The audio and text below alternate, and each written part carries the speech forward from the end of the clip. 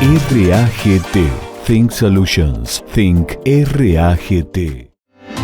Hay un proyecto a la medida de tu empresa. Hay un campo a la medida de tu proyecto. Hay una oportunidad a la medida de tu inversión.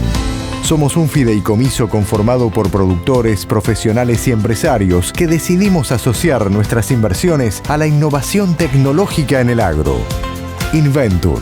Invertir innovando. Innovar invirtiendo. Todo comienza donde vos le das vida a nuestra tierra. Sos guardián de nuestros suelos. Construís una agricultura sostenible. En lo más valioso de tus días, estamos con vos. Protegiendo tu presente, aseguramos juntos el futuro. Zurich.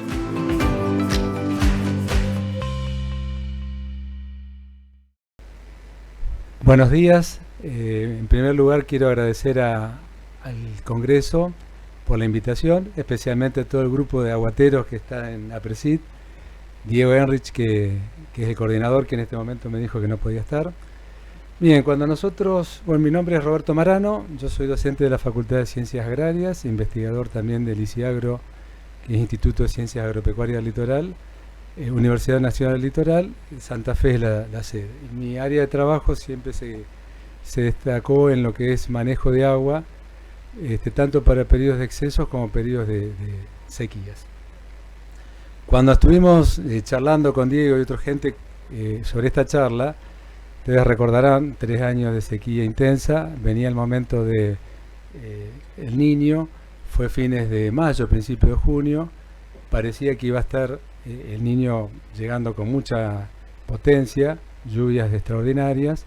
Entonces la idea era tratar de tener en esta charla algunas reflexiones de cómo abordarlo. Todavía se hace esperar bastante las lluvias, pero la intención básicamente fue que en esos momentos hablar un poco de todas las lluvias extremas, sus impactos negativos, después analizar los sistemas productivos, por qué hay riesgo, qué medidas permiten mitigar a esos riesgos. Un tema muy importante es las obras hidráulicas, cuáles sirven o hasta dónde sirven las obras hidráulicas, para qué sirve la planificación de cuencas. Después hay un tema muy interesante que lo va a abordar Horacio, que es el caso de la Laguna de la Picasa en Córdoba, y hablar de conclusiones y recomendaciones. Bien, lluvias extremas y sus impactos.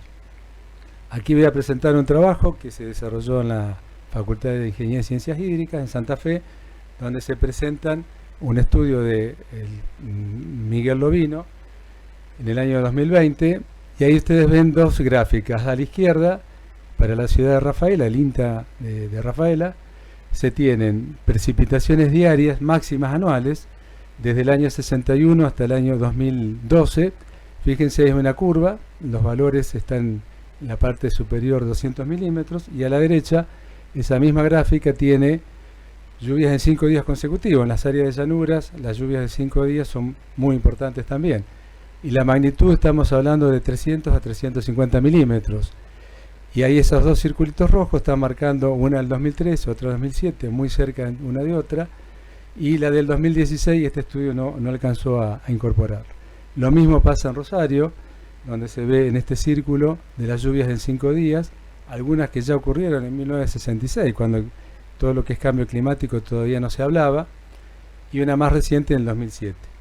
En otras regiones también, Marcos Juárez, en Córdoba, la tendencia de la curva, hay una cierta tendencia al aumento de estas lluvias extremas, pero con valores, o sea, bombazos de agua de 300 milímetros y pergamino. Bien, entonces aquí hay un concepto que en la docencia siempre empleamos, que es el tiempo de recurrencia. ¿Qué significa eso? Que el número promedio de años que un evento puede ser superado.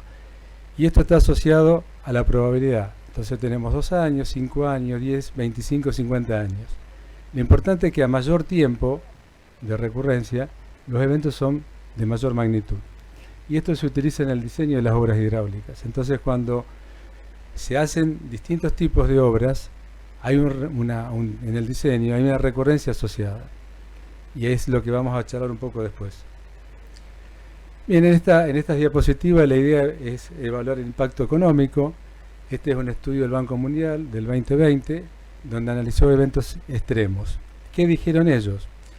La mayoría de las pérdidas anuales en los últimos 40 años, desde 1980, se concentra en el 70% en todo lo que son las áreas urbanas. Quiere decir que de la magnitud total, el 70% son pérdidas por lo que tiene que ver con viviendas, asistencia a los pobladores que necesitan evacuarse.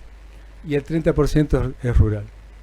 ¿Cuántos son esos valores? 500 a 1.400 millones por año, un total de 22.500 en 40 años. Este número es impactante, pero el 70% es para áreas urbanas.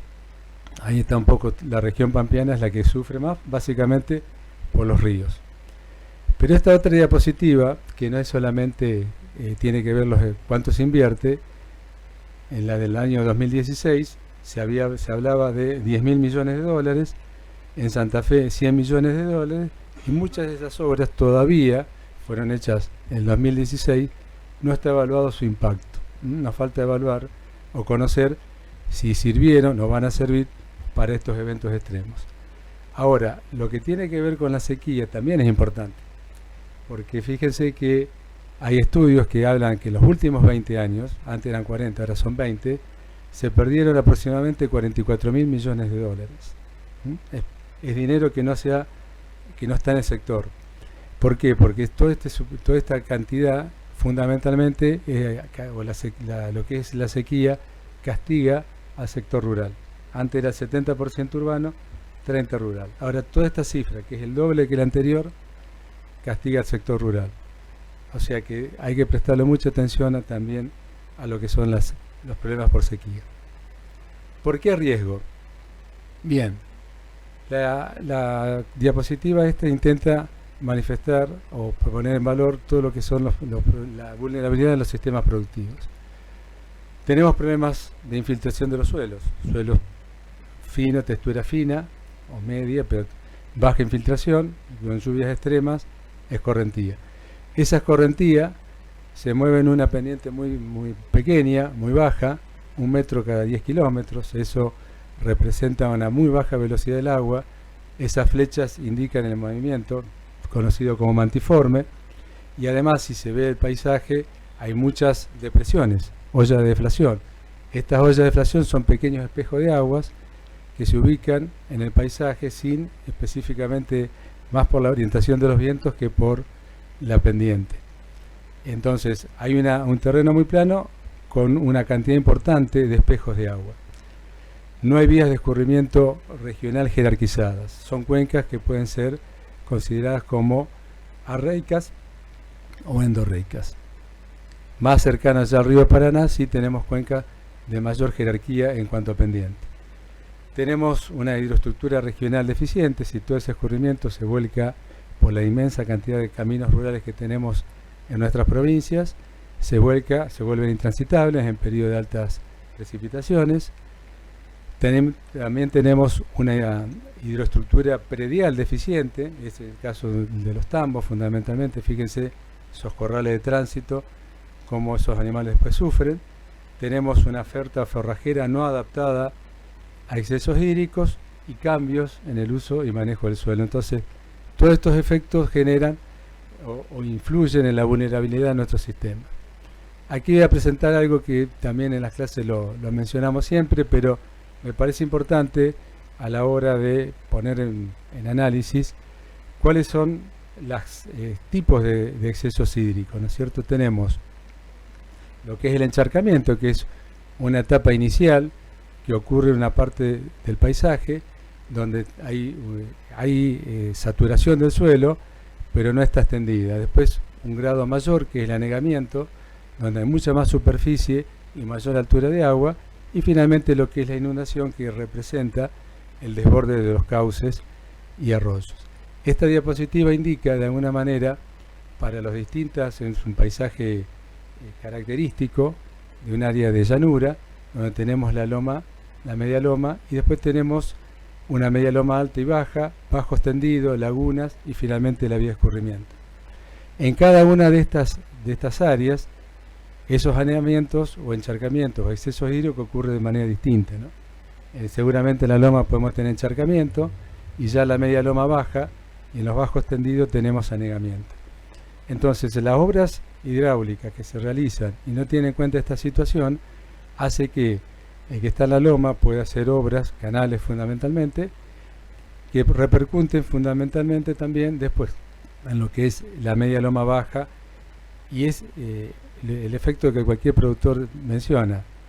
Tiene una cantidad, después de un evento extremo, comienza a notar que su establecimiento, su campo, almacena cada vez más agua o tiene cada vez más agua producto del escurrimiento de aguas arriba. Entonces, la idea, si no tenemos en cuenta las distintas etapas del paisaje, puede llegar a ser uno de los problemas fundamentales que analizamos en este momento cuando no están planificadas las obras. La síntesis gráfica nos dice que hay vulnerabilidad en nuestros sistemas, hay amenazas que son las lluvias extremas, hay una exposición importante por la superficie que abarca. Todo esto implica un aumento del riesgo, ¿no? Esa intersección, cuanto es mayor, mayor es el riesgo. ¿Qué objetivo se persigue cuando buscamos el manejo integrado de los déficits y excesos hídricos? Aquí voy a poner una palabra que seguramente la mayoría puede responder. Cuando tenemos excesos hídricos, la tendencia habitual es decir, sacar el agua. La idea es tachar esta palabra y reemplazarla por esta otra: controlar y regular los excesos hídricos. Fundamentalmente atendiendo a que tenemos periodos de excesos, pero también periodos de déficit. Entonces, todavía no se ha logrado eso. Todavía no se ha puesto en valor la posibilidad de aprovechamiento integral de los excesos y los déficits. Florentino Meguino, en 1870, publicó un libro que es un clásico, Las secas y las inundaciones de las provincias de Buenos Aires, y ya tenía esta idea. Y lamentablemente no podemos decir que después de más de 150 años se hayan puesto en práctica. Entonces, estamos a tiempo, hay posibilidades, hay tecnología. Estas obras prediales deben estar en consonancia con la cuenca, porque este paisaje abarca una cuenca hidrográfica, entonces es probable que, si no se tiene en cuenta esa situación, lo que se hace en la parte alta repercuta en la parte media y baja. Cuando estamos ante un evento como que puede aparecer en los próximos meses, la pregunta es: ¿qué se puede hacer?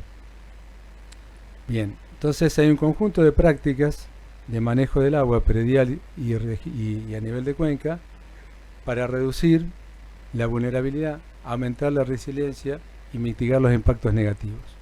Esas son medidas que se pueden emplear, hay distintos grados de organización para hacerlo.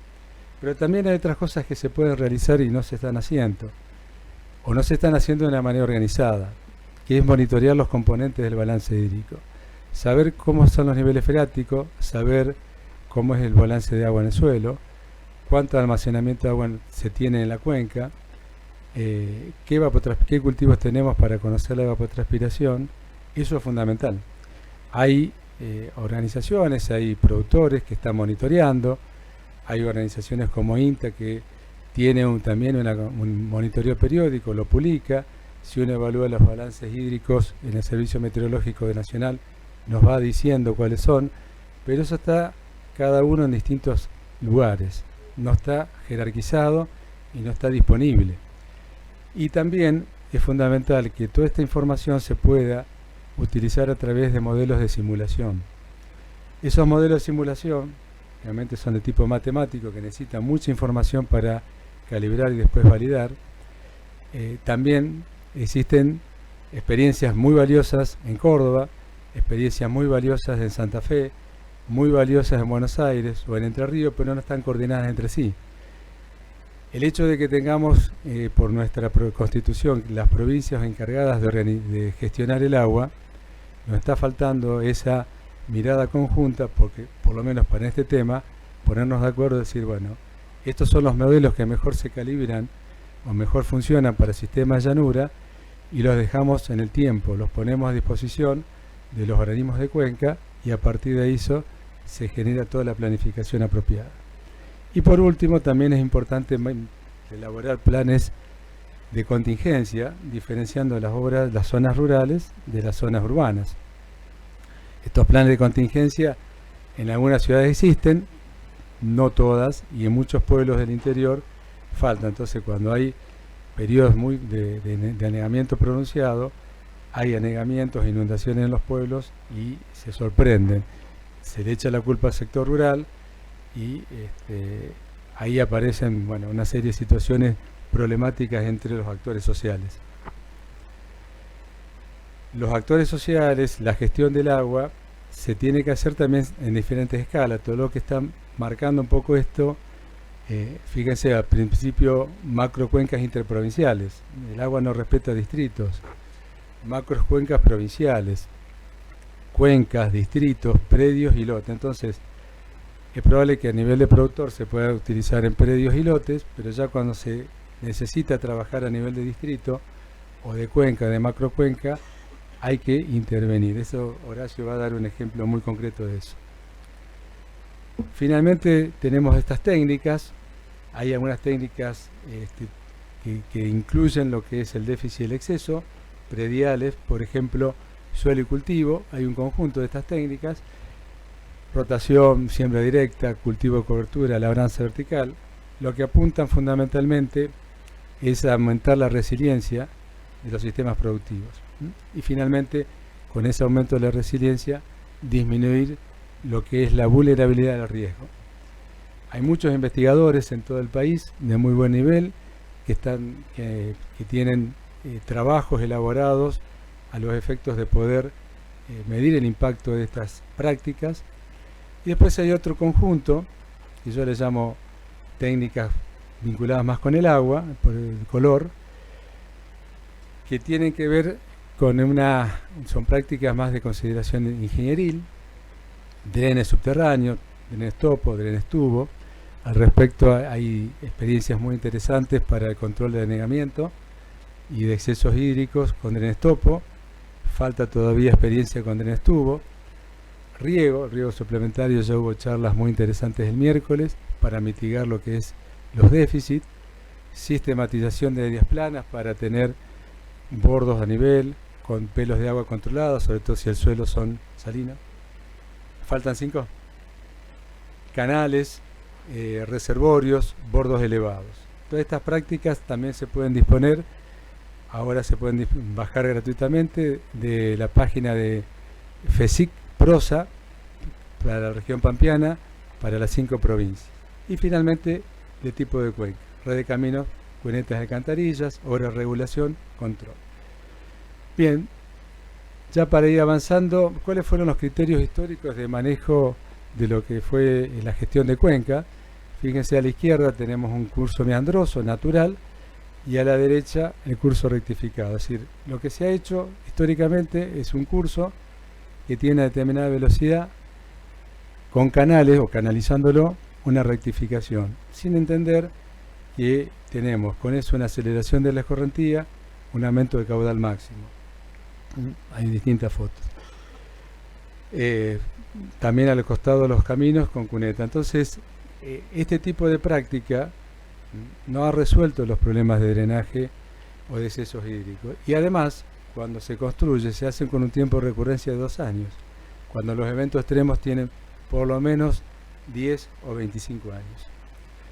Esta imagen fue cedida por el doctor Pablo García, de Lina Ezeiza, donde, fíjense lo interesante, lo que está en azul marca las áreas inundables para una recurrencia de 2 años, lo que está en un colorcito más parecido al verde para 5, y lo que está en marroncito ocre para 10. Esta imagen, o sea, todo lo que azul implica que también se inunda para 2 y para 5, ¿no? Entonces lo que tiene color ocre es la que tiene una recurrencia mayor. Entonces toda esta superficie estaría negada si habría 10 años. Y fíjense lo siguiente, cuando se ven aquí,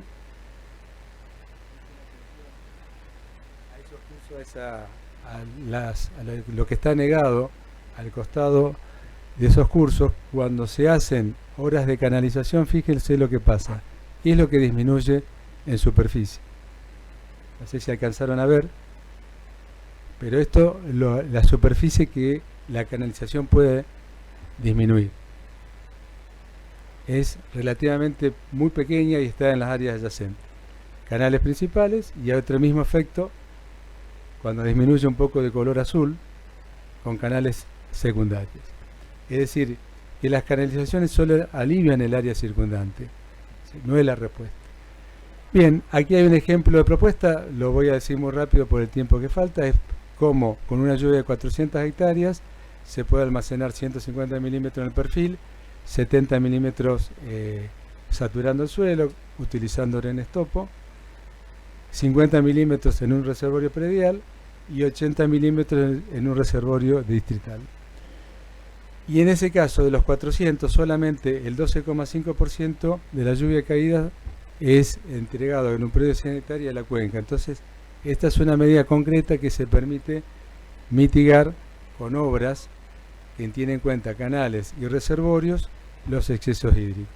Y a nivel de cuenca, ya para un distrito promedio de 10.000 hectáreas que en muchos lugares existen, la superficie que deberíamos para almacenar los 50 milímetros de exceso más los 70 que escurrirían superficialmente, daría una superficie de 6 hectáreas con 2 metros de altura, y a nivel de un reservorio, y es mucha más superficie, 500 hectáreas con 1,60 metros. Entonces aparecen nuevos conceptos que tienen que ver con áreas destinadas a reservorios en suelos con menor aptitud. Esas 6 hectáreas puede ser una olla de deflación, y no tiene mucho sentido hacerle agricultura.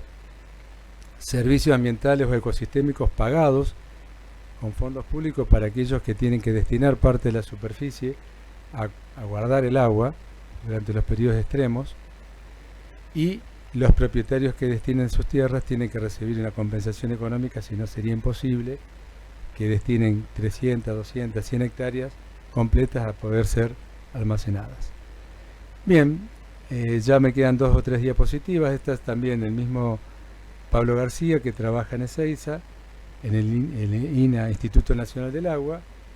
Fue cedida, un estudio que realizó en su tesis de doctorado para lo que es la cuenca alta de los Saladillos, y lo que mostró aquí, digamos, yo no voy a entrar en muchos detalles, pero me interesaba presentar de que hay estudios de modelación hidrológica acoplada con modelos de crecimiento de cultivos, modelos de productividad, modelos climáticos, y lo que es muy interesante, un modelo de toma de decisiones donde participan los productores.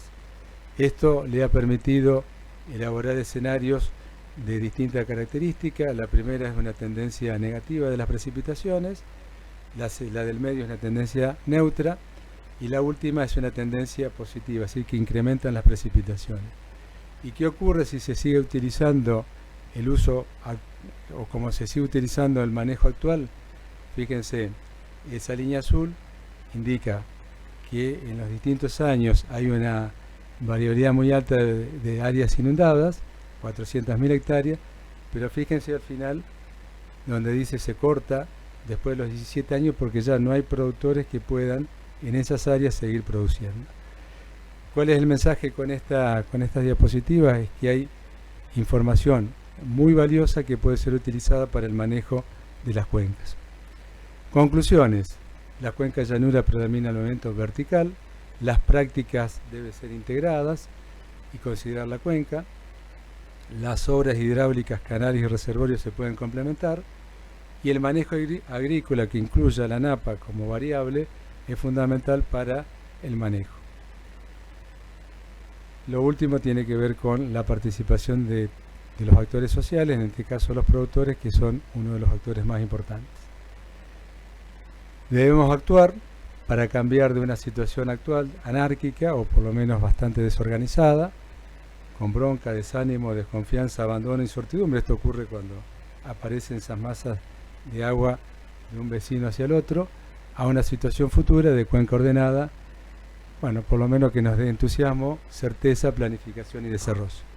Muchas gracias por la participación.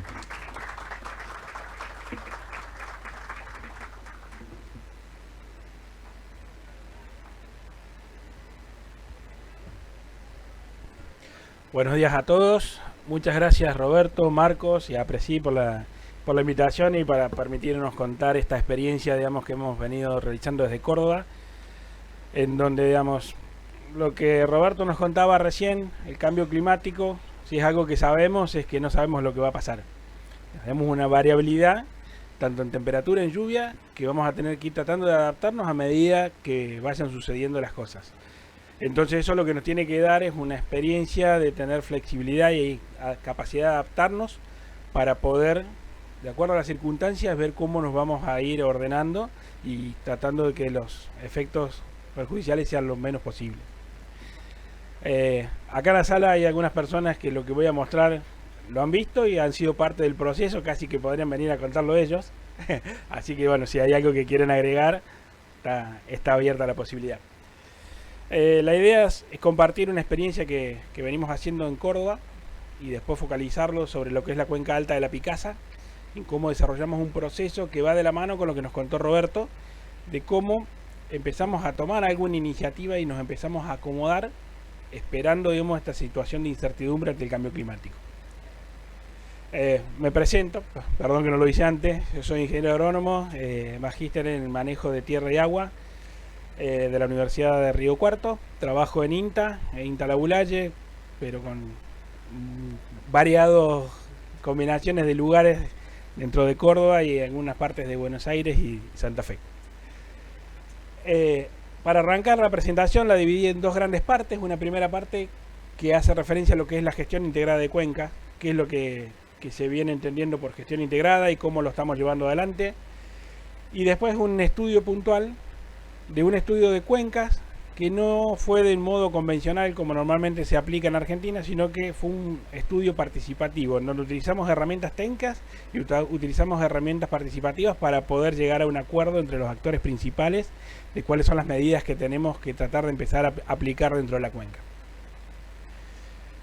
Para dar un comienzo a lo que es la gestión integrada de cuencas a partir de lo que es el gobierno de Córdoba, digamos, tiene como objetivo promover el manejo coordinado de los planes, programas o proyectos, obras y la gestión de los recursos naturales en su totalidad, tendientes a una solución de los problemas relacionados al suelo, al agua, a los caminos y a la infraestructura. A partir de hace un par de años se propuso desde el gobierno cómo empezamos a gestionar de manera conjunta todos los recursos que tenemos. Normalmente, desde varias décadas atrás, hay un departamento de vialidad, uno de recursos hídricos, uno de agricultura, que cada uno funcionaba por separado. La realidad es que no pueden funcionar por separado porque son todo parte de lo mismo, todos actúan en un mismo territorio y con los mismos actores. Si están todos dispersos, las decisiones que se toman muchas veces no se consensúan o muchas veces van en direcciones contrarias. Entonces, a partir de eso, se buscó generar una estructura administrativa que empiece a generar una coordinación del uso de los recursos, que pueda ser receptor de planes o propuestas para mejorar esa gestión de recursos, que los ponga en funcionamiento y que después pueda evaluar cómo van evolucionando. A partir de ahí, que esto fue un proceso que con el tiempo se fue madurando la idea, que esto arrancó por allá en el 2019, donde en la primera parte fue crear un fideicomiso agropecuario, en donde se dotó de fondos para que todo esto pueda empezar a funcionar.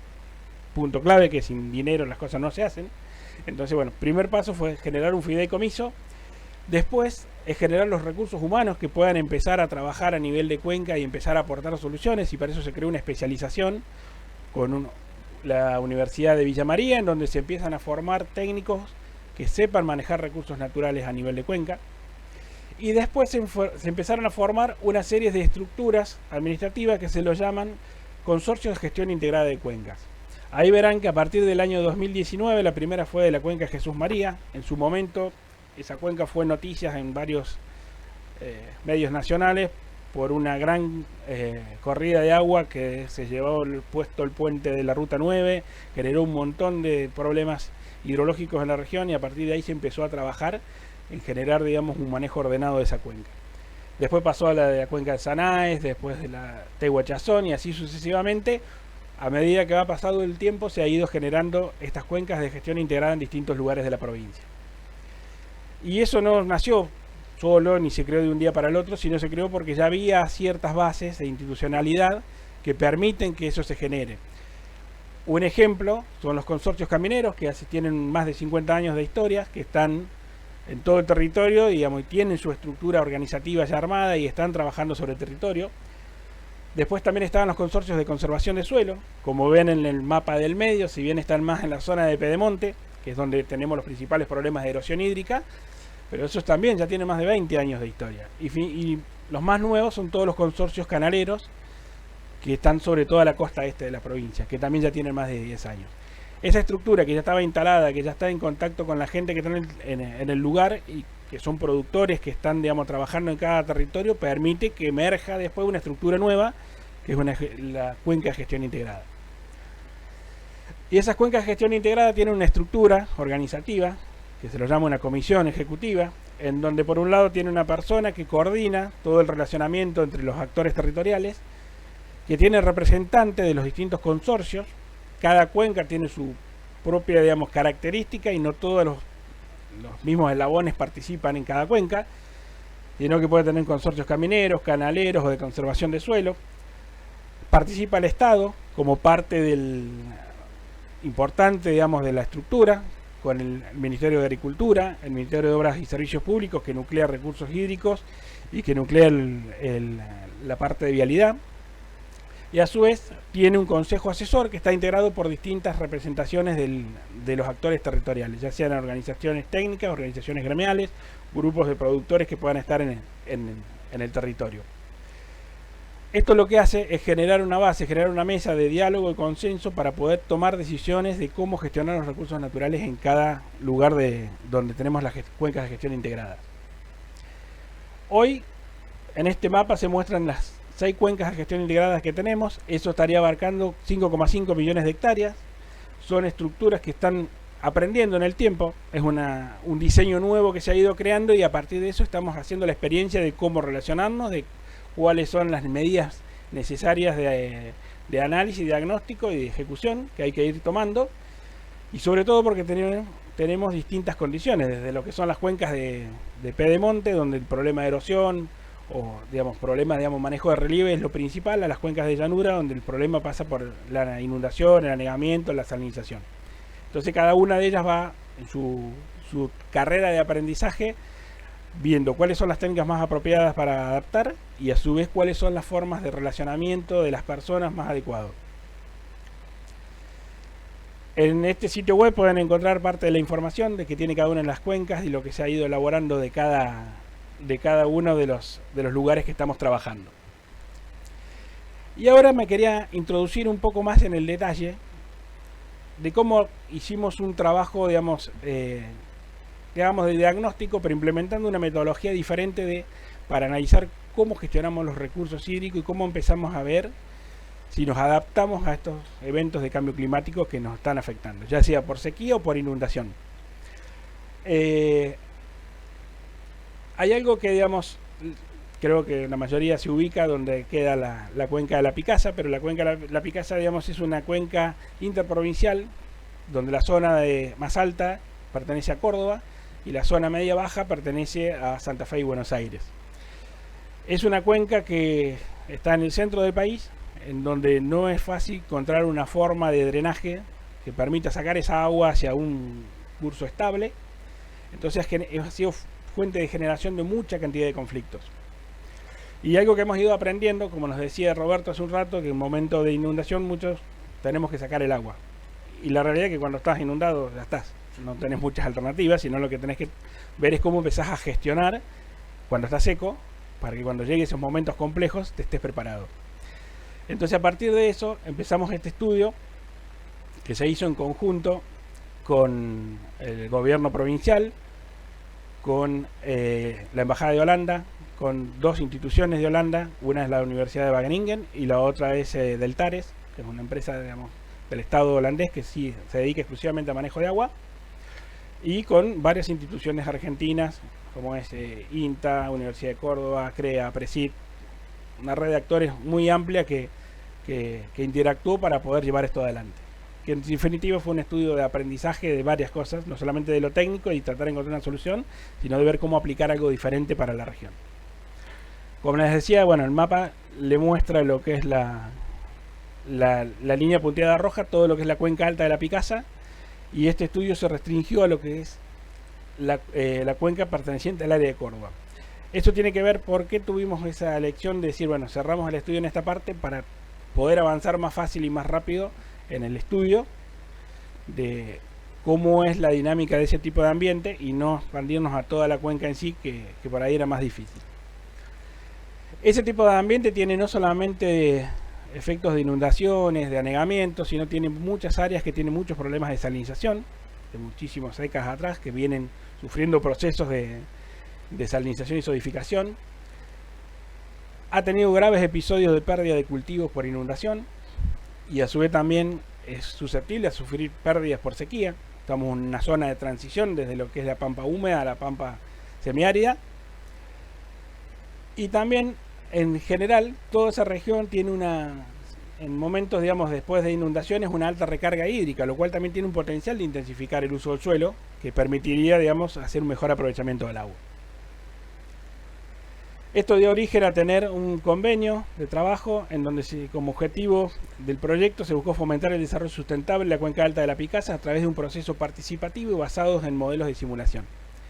Como recién le comentaba a Roberto, cuando empezamos a entrar en estudios de cuenca, no podemos jugar al prueba y error como hacemos con los ensayos de cultivo. Son superficies muy grandes y tenemos que tener otros tipos de herramientas para poder aplicar y poder analizar. Y ahí es donde aparecen los modelos de simulación como un potencial herramienta útil para este tema. Y por otro lado, no podemos dejar afuera a la gente que está en el territorio, que son los que toman decisiones todos los días para hacer lo que hacen y que son los que, en definitiva, avalan o no las propuestas de gestión que se puede hacer para el suelo y el agua. Entonces se unieron esos dos componentes para poder ver cuáles son los problemas, generar acuerdos, ver cuáles son las posibles soluciones y ver cómo las empezamos a implementar. ¿Qué es lo que nos sucedía, digamos? Cuando vamos a trabajar a una escala de esta magnitud, ya los modelos de simulación que teníamos en Argentina, Roberto recién nos mostró uno que se aplicó en el norte de Buenos Aires, no son tan comunes, no hay mucha gente que está capacitada en esto, entonces necesitamos buscar apoyo. Ahí es donde los técnicos holandeses nos ayudaron a aprender a manejar estos modelos y aprender a aplicar estas soluciones. Básicamente lo que buscamos es implementar en lo que es la gestión integrada de cuenca un proceso en donde primero participen los actores del territorio, como lo ven ahí dentro del círculo, que estén las comunidades, que esté el gobierno, que estén los productores, que estén los principales actores que están tomando decisiones y que a su vez sean los que tienen incidencia o afectan al resto de la sociedad. Y tratamos de generar un primer paso, que es tener los acuerdos, ponernos de acuerdo, consensuar que todos estamos observando las problemáticas comunes, que tenemos la voluntad de aplicar soluciones y a partir de ahí generar una visión y una planificación conjunta de lo que podemos hacer sobre la cuenca. El tercer paso es ejecutar esas soluciones y después evaluar qué resultados obtuvimos. Ese es un proceso que cada cuenca de gestión integrada está tratando de poner en práctica. Por supuesto que no es nada simple, porque el primer paso involucra un montón de esfuerzo de generar esos acuerdos para ver cómo avanzamos. Y en ese proceso es que estamos trabajando en cada punto. Lo que nosotros hicimos en este proyecto con Holanda es, primero, juntar los actores principales, generar los acuerdos, usar las herramientas de modelación como un método objetivo de poner sobre la mesa qué nos pasaría si hacemos tal o cual medida y empezar a pensar la planificación futura para la gestión de la cuenca.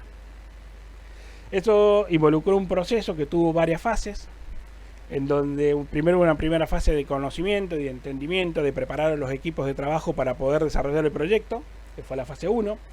La fase 2, en donde la fase 2, fase 3 y fase 4 fueron distintos talleres que se fueron realizando con los actores de territorio, en donde la parte, digamos, de acuerdo entre ellos y la parte de modelación interactuaron para ir generando resultados. Entonces, esta primera fase involucró que la parte técnica que intervino en el proyecto trabajó con la parte de modelación, en donde se unieron los códigos fuentes de los modelos, los datos y el conocimiento que teníamos para primero poder hacer una calibración, una parametrización de modelos, testearlos que funcionaran bien y aplicarlos para el estudio de la cuenca, que eso demandó un trabajo importante, para después pasar al trabajo de proceso de facilitación, en donde en el primer taller lo que hicimos es ponernos de acuerdo, decir, bueno, ¿qué es lo que estamos viendo? ¿Cuáles son los problemas que tenemos en la cuenca? Y a partir de ahí salió este resultado en donde se categorizaron ciertos problemas sociales, como por ejemplo el cierre de las escuelas después de distintos procesos de inundación, éxodo de las familias rurales. Ya, digamos, la gente no quería participar y estar viviendo en el campo cuando tenías problemas de acceso o no podías salir. Falta de comunicación entre productores, organismos, instituciones. Acceso reducido o nulo para determinadas familias que no podían salir del lugar o acceder a los campos. Eso lleva a una pérdida de productores que cada vez van sufriendo, digamos, distintos eventos que va haciendo que salgan del sistema. Que hay muchas acciones individuales y no había coordinación de todas esas acciones. Y así, bueno, un listado de temas en lo social. También en lo económico, como son las rupturas de caminos, se invertía dinero en mantener y después con poco tiempo se volvían a romper. Cierre de unidades productivas, por ejemplo los tambos. La zona nuestra era una de las grandes cuencas lecheras de la provincia y con todos los eventos de inundaciones se fueron desarmando todos los tambos y perdieron, digamos, se perdió esa producción. Menor productividad de los campos por los eventos de inundación, deterioro de suelo, las propiedades físicas y químicas que cada vez van reduciendo la productividad. Eso genera a su vez un aumento de costos. Y bueno, un listado largo de temas en la parte económica y también en la parte ambiental, como son la salinización, pérdida de árboles, superficie que ya deja de ser productiva. Empiezan a aparecer un montón de problemáticas que se ponen en común y se acuerdan entre los actores. Y básicamente, en lo más general, se ve que se puede trabajar a nivel del uso del suelo, empezando a pensar qué estamos haciendo, cómo lo estamos manejando y cómo eso podemos empezar a pensar algunas estrategias diferentes para mejorar la gestión del agua a partir del uso del suelo. Y por otro lado también en infraestructura. Si bien Roberto recién nos muestra que la infraestructura no tiene un alto impacto en ciertas condiciones, pero es necesario que esté en todas las zonas inundables porque sirve en momentos extremos para poder mejorar algunos manejos. No resuelve el problema 100%, ayuda y es necesario que se pueda pensar. Entonces, digamos, surgen estas iniciativas a partir del trabajo conjunto con los actores. En el segundo taller lo que ya hicimos es poner en funcionamiento toda la parte de modelación para decir, bueno, empecemos a ver, de acuerdo a la que los actores empiezan a detectar del territorio, qué es lo que va sucediendo en cada uno de estas distintas prácticas o intervenciones que podemos hacer sobre la cuenca. Entonces lo que realizamos ahí es una modelación a escala de cuenca tridimensional, en donde empezamos a probar distintos escenarios. Y bueno, ¿qué pasa si seguimos manejando la cuenca de la forma que lo hacemos? Con un uso agrícola donde el 50% es monocultivo, un 30% es maíz soja y el resto es una intensificación con trigo soja. La parte no agrícola de la cuenca la seguimos manteniendo como pastos y como cultivos digamos, naturales. Se mantiene una infraestructura de la cuenca que en ese momento nosotros lo logramos estimar como una superficie de una distancia de 133 kilómetros de canales y modelamos durante un periodo de 10 años a ver qué sucedía. Con 10 años, no hacia el futuro, sino 10 años desde el 2009 al 2019. Y después generamos 3 escenarios hipotéticos que nosotros se nos imaginó y con consenso de los actores pensamos que podrían ser interesantes. Por un lado, tener más canales, como así una de las preguntas, y bueno, ¿qué pasa si drenamos toda la cuenca? No vimos qué pasaba con el que estaba agua abajo, pero bueno, drenamos toda la cuenca. Supongamos que hacemos 792 kilómetros de canales. En el grupo de trabajo teníamos ingenieros civiles que se encargaron de hacer muchas de estas modelaciones y para que nosotros tomáramos dimensión nos dice, bueno, hacer 792 kilómetros de canales representa más o menos el movimiento de tierra de 3 diques San Roque. El que conoce Córdoba, la zona de diques, es esa magnitud de volumen de movimiento de tierra. Por otro lado, ¿qué pasa si hacemos más intensificación en los suelos agrícolas con doble cultivo? Por ejemplo, implementando más trigo soja, bajando la proporción de monocultivo de soja y subiendo la intensificación a través de ese doble cultivo. ¿O qué pasaría si hacemos más pasturas? Hipoteticemos distintas combinaciones, más allá del número puntual, ¿qué podemos hacer? Y eso lo que nos dio son estos resultados, midiéndolo con distintos indicadores, en donde lo que pudimos ver es cuando intensificamos ya sea con pasturas o con doble cultivo, tenemos un gran efecto sobre la dinámica del nivel freático, en donde en este segundo punto que vemos acá, lo que nos muestra es cuando hacemos una intensificación con cultivos tenemos mucho más impacto sobre el nivel freático que cuando lo tratamos de hacer con canales. Algo muy parecido a lo que nos mostró Roberto sobre la cuenca del Salado. A su vez también eso nos va marcando en otros indicadores que fuimos midiendo cómo se afecta la producción en volumen de grano que se produce o en volúmenes económicos que se producen dentro de la cuenca. Por lo tanto, digamos, al momento de tomar una decisión de este tipo hay que evaluar muchos indicadores que nos permitan, digamos, tener una dimensión de cuánto estamos afectando desde la parte natural, de parte hidrológica, pero también de la parte productiva y de la parte económica. Eso, fíjense en estos mapitas que les muestro acá, donde está la cuenca completa, cómo, digamos, es el efecto o la profundidad promedio que nos quedó de la modelación de esa napa freática. Si nosotros seguimos haciendo un uso actual, estaríamos alrededor de los 90 centímetros promedio en toda la cuenca. Y si vamos a un doble cultivo, tendríamos a razón de 1,30 m. Si vamos con más canales, a razón de 1,20 m. Y si intensificamos con pastura, a razón de 1,80 m. El mensaje que queremos dejar con esto es decir, primero, tenemos que ponernos de acuerdo qué podemos hacer, cómo lo podemos hacer. Tenemos que tener herramientas de este tipo para poder planificar y analizar qué pasa si hacemos tal o cual cosa. Y la otra es que el uso del suelo tiene un impacto muy grande sobre toda la dinámica del agua, sobre todo en estas cuencas que son cerradas y no tenemos cursos de agua claros para donde poder derivar agua. El último taller, estas son las reflexiones que surgieron desde todo el análisis de la información, en donde el uso del suelo es el factor clave, donde aparecen un montón de dudas más que nos empiezan a quedar, que si, bueno, ¿qué pasa si empezamos a intervenir sobre las áreas no agrícolas? Hasta acá modificamos solamente las áreas agrícolas, que es las que conocemos cómo responden.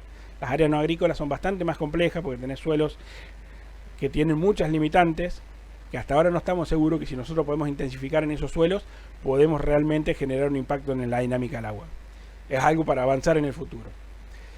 Y por otro lado, que la parte de canales, si bien no tiene un impacto tan grande, hay que ver si realmente podemos capturar toda la distribución de canales que tiene una cuenca de este tipo, que es muy grande. Y la otra es evaluar otro tipo de medidas, como son los reservorios, lo que recién nos explicaba Roberto. Sí, bueno, son puntos a ir estudiando y analizando cómo pueden intervenir. Pero lo que sí nos quedó claro es que la solución no es uno o es otra, sino la solución es integrada entre distintas prácticas agronómicas y distintas prácticas de manejo hidráulico y con los actores de territorio. Paso esta para ir más rápido. El tercer taller fue hacer una revisión de toda la información que nosotros fuimos generando y compartiendo con los representantes que participaban en los talleres, y el mensaje común que surgió de ahí es que tenemos que organizarnos, tenemos que generar de alguna manera una estructura o una forma de trabajo que todos estemos presentes, que podamos trabajar en conjunto, la parte pública, la parte privada, la parte académica, la parte de producción, para poder tomar decisiones y a partir de ahí empezar a ordenar la gestión de los recursos hídricos. ¿Por qué? Por casualidad, o por el destino ese, mientras veníamos haciendo este estudio, tuvimos un evento de lluvia de 400 milímetros, en donde empezamos a ver qué nos decían los modelos con esto, y ahí entendimos un poco más cómo tener herramientas y estar preparados a momentos extremos nos ayuda por ahí a tomar decisiones. Para ir cerrando, bueno, para mitigar los impactos negativos y aprovechar los recursos escasos necesitamos participación conjunta de productores y actores de territorio para una gestión integral. Eso es básico. Si no logramos tener las partes que toman decisiones dentro de un determinado territorio, es imposible que se logren consensuar y que esas medidas lleguen a buen puerto. Entonces es un punto muy importante que, digamos, la solución no es mágica, sino la solución se consigue entre todos trabajando. El aprendizaje que nosotros vimos sobre este estudio en esta cuenca de llanura es que, bueno, la llave clave que tenemos es cómo mejoramos la evapotranspiración, cómo manejamos ese punto. Si nosotros logramos manejar de una manera adecuada la evapotranspiración, podemos gestionar el agua. Vimos que la intensidad de la rotación de los cultivos es más importante que tener más canales.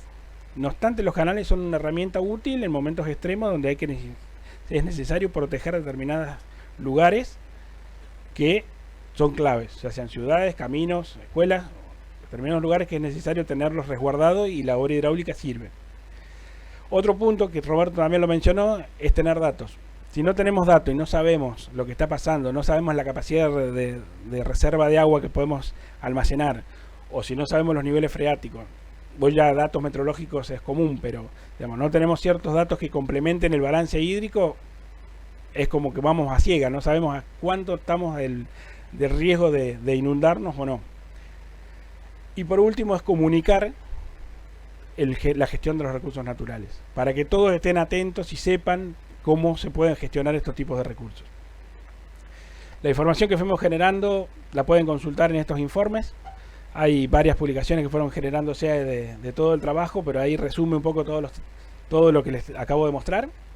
Y para así finalizar, digamos, la variabilidad climática demanda una mayor capacidad de organización de los actores territoriales para la gestión de los recursos naturales.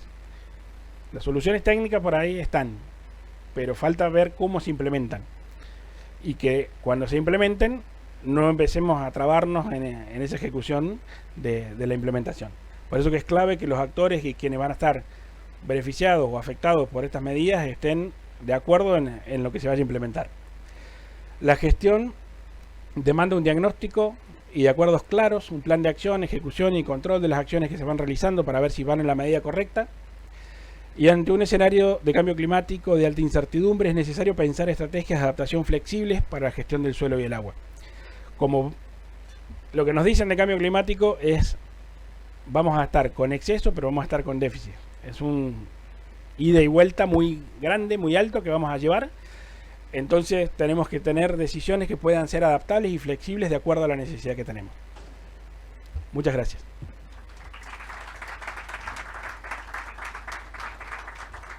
Excelente, abrimos 10 minutitos para alguna pregunta que quiera hacer el público. Me levantan la mano y le alcanzo el micrófono.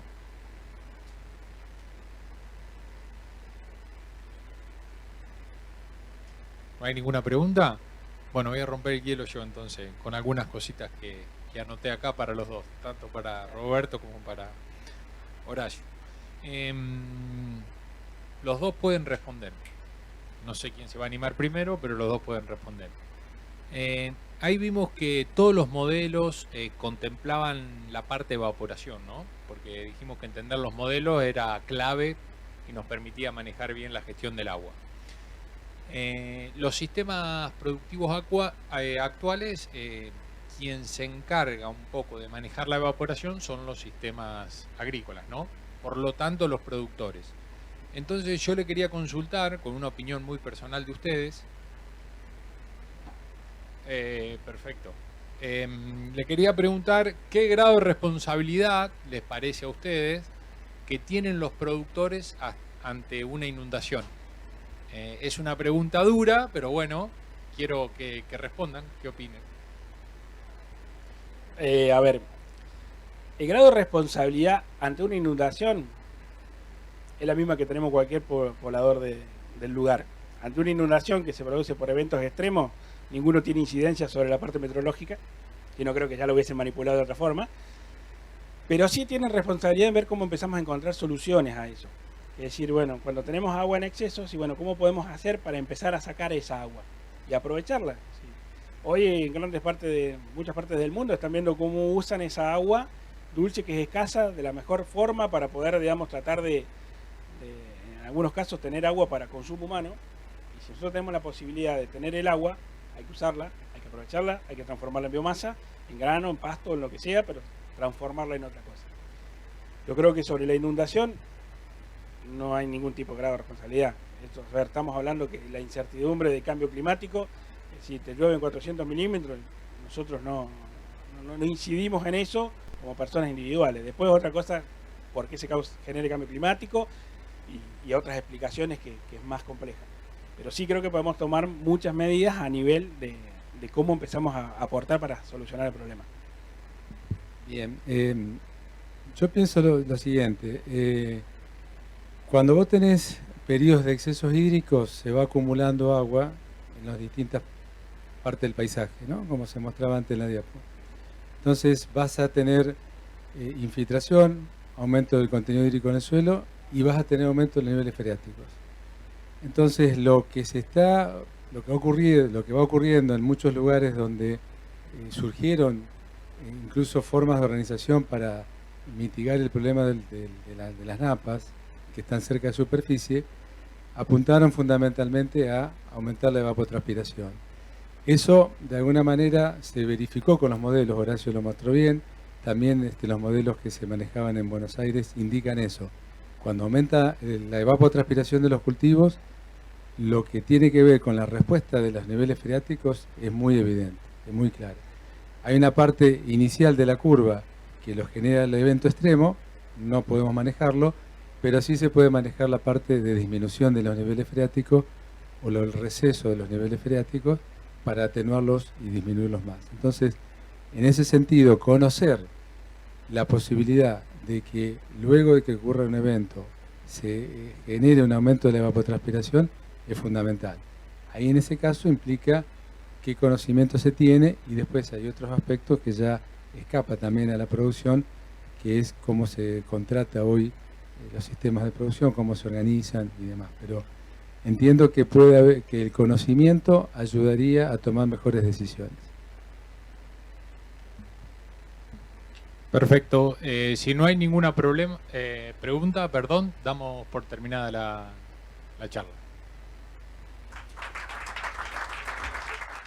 No es necesario estar en el campo para sembrar. En Syngenta creemos que en el campo o en la ciudad sembramos, porque cultivando esfuerzo, solidaridad y diversidad podemos cosechar progreso, empatía, innovación y un futuro mejor. Todos los días podemos sembrar algo nuevo. Syngenta. En YPF Agro estamos todo el tiempo acompañándote con las mejores soluciones desde el inicio hasta el final del ciclo productivo. Con la mejor genética de semillas, nutrición especializada, protección de cultivos y soluciones energéticas. YPF Agro aporta tecnología e innovación al manejo diario de tu campo, porque el campo es todo el tiempo. Y todo el tiempo estamos ahí. YPF Agro. Somos una única Bunge, una empresa de agronegocios presente en más de 40 países. Más de 200 años de historia. Conectamos a los productores agropecuarios con los consumidores de todo el mundo. Desde 1884, produciendo en la Argentina.